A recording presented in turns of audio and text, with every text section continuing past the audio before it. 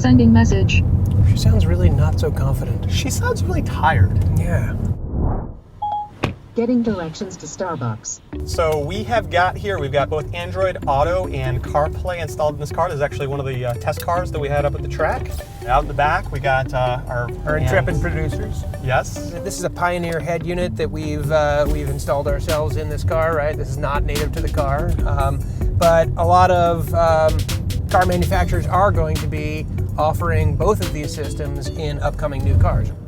And we've been living with this system for what is it now, month and a half? You really can sort of swap back and forth between the two environments. What you're looking at here on the screen now is Apple's CarPlay system. So this is navigation happening literally off the phone. There is no built-in nav to this system. So what's really nice about having that off-board and actually having everything in your smartphone is that it's much smarter in terms of the points of interest. So you could say, take me to Starbucks, take me to my sister's house, or whatever it is. Because it's pulling it directly from the internet.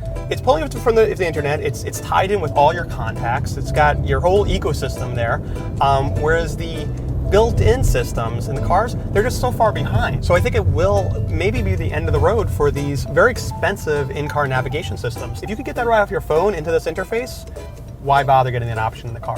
And every time your phone upgrades, so does the system. Right.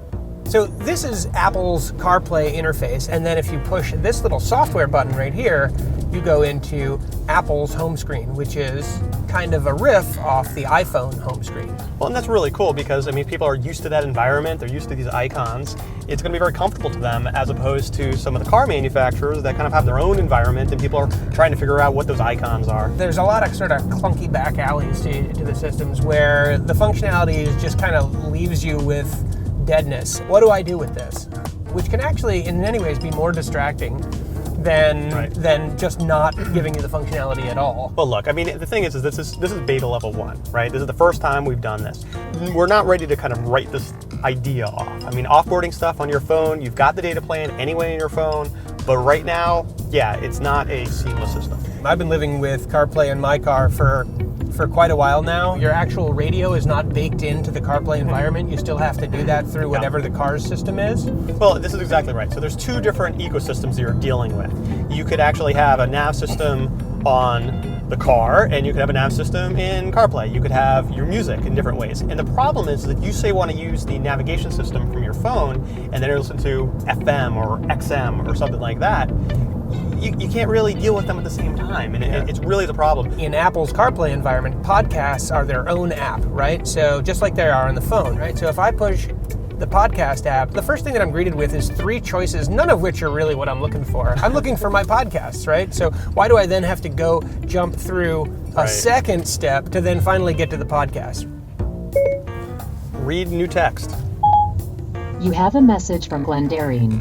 It says, "Don't text me while you're driving." Would you like to reply? Yes, I'm using CarPlay, so it's safer. Right now with CarPlay, you're stuck in the ecosystem of Apple, so you are in Apple Maps. And there are better mapping apps out there. Unfortunately, right now, you can't use any of those. Yeah, you were mentioning your favorite is Waze, but we apparently can't use Waze on this system right now. That's right. Starbucks, we made it! We made it. So I got my coffee, and I think it's about time that we switch over to Android. What do you say? All right, let's do it. Navigating to 101 Truman Avenue, Yonkers. As simple as that, we just changed ecosystems. We're actually offboarding it onto this Android phone. You need to have Lollipop. You have to have the latest and greatest in order to make this work. It doesn't have that kind of anchor home screen the way that Apple's CarPlay does. This is not really utilizing the space very well. This is one of these things where I think you're going to see changes going forward. Yeah, and I think part of the rationale behind Android Auto is that it should just lean heavily on voice control. If you want to send a text message, there's really no app here for text messaging. You just ask it to do it. Please text Glendarine. Here's your text to Glendarine, but I will be going back to the office now. Do you want to send it? Yes, please. So one of the interesting things about Android Auto and Apple CarPlay is that the car manufacturers are really kind of surrendering the interface somewhat to the phone manufacturers.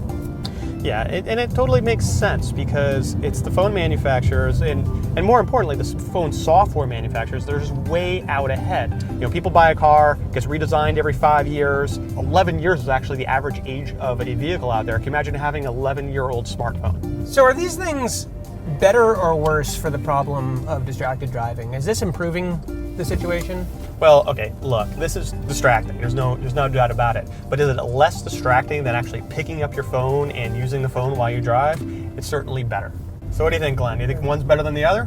Actually, I don't think it's a one versus the other type of situation. You're going to use the system that matches your phone. And the manufacturers know that, because most of them are offering both systems on upcoming cars.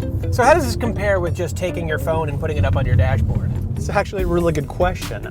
If you put your phone up on your dashboard, and there's some decent holders there, you get the same functionality. What you don't get is the bigger screen. You don't get necessarily all of the integration into your car. There are different degrees of that, though. I mean, you can say, "Okay, Google." A lot of cars do have steering wheel controls that will bring up Siri. So it's questionable the difference and the improvement that you're going to get. But I would say that if your car comes with this, you are going to wind up using it. It is better. It is a better interface. Would I necessarily upgrade my car to get one? I don't think so.